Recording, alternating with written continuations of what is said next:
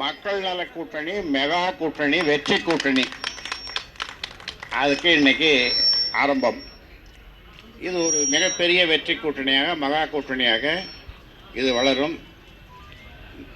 புதுச்சேரி உட்பட 40 தொகுதியிலேயும் இந்த கூட்டணி வெற்றி பெறுகிறது. இதற்கு முன்னுதாரணமாக சொல்லணும்னா, சென்ற நாடாளுமன்ற தேர்தலில் அண்ணா திராவிட முன்னேற்ற கழகம் தமிழகத்தில் 39 தொகுதிகளில் 37 தொகுதிகளை வெற்றி பெற்றது உங்களுக்கு ஞாபகம் இருக்கும். பாட்டாளி மக்கள் கட்சி அண்ணா திராவிட முன்னேற்ற கழகத்தினுடைய கூட்டணி வைத்ததற்கான காரணங்களை உங்களுக்கு ஒரு பிரத்யேகமான பத்திரிகையாளர் சந்திப்பில் அன்புமணி ராமதாஸ் உங்களுக்கு சொல்ல இருக்கிறார். நீங்கள் கேட்கின்ற அத்தனை கேள்விகளுக்கும் அவர் பதில் சொல்ல இருக்கிறார். அதோடு அண்ணா திராவிட முன்னேற்ற கழகத்தினோடு கூட்டணி வைத்ததற்கு நாங்கள் சில கோரிக்கைகளை வைத்திருக்கிறோம். பாட்டாளி மக்கள் கட்சி மக்கள் நலனுக்காக, தமிழ்நாட்டினுடைய உரிமையை மீட்டெடுப்பதற்காக 10 கோரிக்கைகளை வைத்திருக்கிறோம். அதை முதலமைச்சர் அவர்களிடமும் துணை முதலமைச்சர் அவர்களிடமும் அதை கொடுத்திருக்கிறோம்.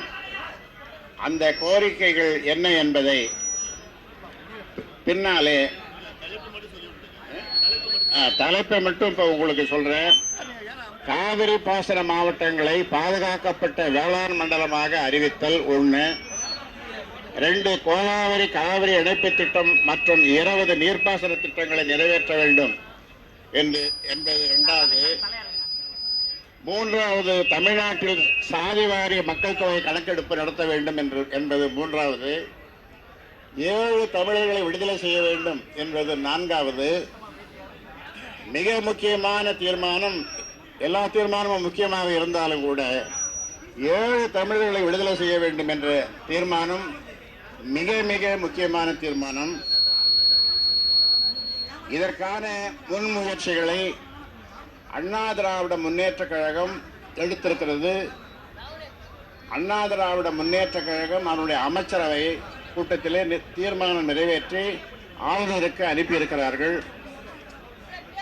5வதாக, தமிழ்நாட்டில் படிப்படியாக மதுவிலக்கு, 500 மதுக்கடைகளை மூட வேண்டும் என்ற அந்த கோரிக்கை. 6வது, தமிழ்நாட்டில் படிப்படியாக மணல் குவாரிகள் மூடப்பட வேண்டும் என்ற கோரிக்கை. அரசு ஊழியர்களுக்கு பழைய ஓய்வூதிய திட்டத்தை செயல்படுத்த வேண்டும் என்ற கோரிக்கை 7வது. 8வது, மேகதாது அணை கட்டுவதற்கான கர்நாடகத்தின் சதியை முறியடிக்க வேண்டும் என்ற கோரிக்கை.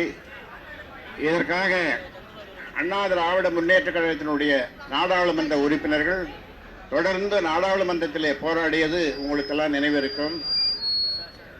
9வது, பொதுத்துறை கூட்டுறவு வங்கிகளில் பெறப்பட்ட பயிர்க்கடன்கள் தள்ளுபடி செய்ய வேண்டும் என்ற கோரிக்கை. விவசாயிகள் கடன்.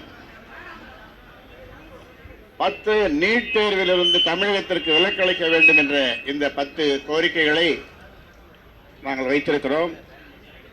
அந்த வகையில் இது பொதுவாக மக்கள் நலன் சார்ந்த, தமிழ்நாட்டினுடைய உரிமைகள் சார்ந்த, உரிமைகளை வென்றெடுக்கக்கூடிய அந்த கோரிக்கைகள்.